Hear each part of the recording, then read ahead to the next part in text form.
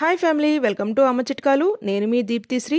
పిల్లలకి అత్యంత ఆరోగ్యాన్ని ఇచ్చే కిచిడీని చూపిస్తాను. ఈ కిచిడి పిల్లలు ఒళ్ళు చేసేలా చేస్తుంది. ఈ కిచిడీని చాలా సింపుల్ అండ్ ఈజీగా మనం ప్రిపేర్ చేసుకోవచ్చు.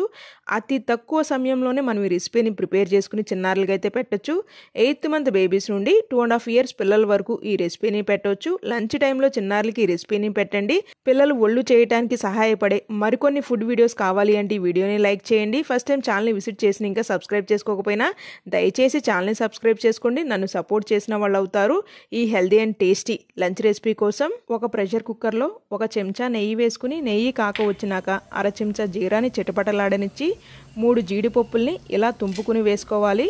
మీ చిన్నారులు సంవత్సరాల లోపు అయితే జీడిపప్పుని ఎలా వేయకుండా జీడిపప్పుని పొడిలాగా చేసి వేసుకోండి. 3 చెంచాలు పెసరపప్పుని శుభ్రంగా వాష్ చేసుకున్నది వేస్తున్నాను. పైన పొట్టు తీసేసిన ఒక దుంపని చిన్న చిన్న ముక్కల్లాగా కట్ చేసుకున్నది వేస్తున్నాను.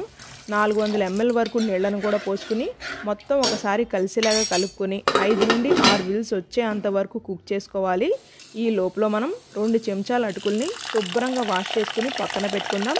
6 విజిల్స్ వస్తే మనకి ఇలా ఉంటుంది. శుభ్రంగా వాష్ చేసుకున్న అటుకుల్ని వేసి చిటికెడు పసుపు, సంవత్సరం పైబడిన చిన్నారులకైతే తగినంత ఉప్పును వేసి మొత్తం ఒకసారి కలిసేలాగా కలుపుకుని 5 నిమిషాల పాటు లో ఫ్లేమ్లో కుక్ చేసుకున్నాక మన ఇంట్లో స్మాషర్స్ ఉంటాయి కదా, వీటి సహాయంతో మెత్తగా మెతుపుకోండి.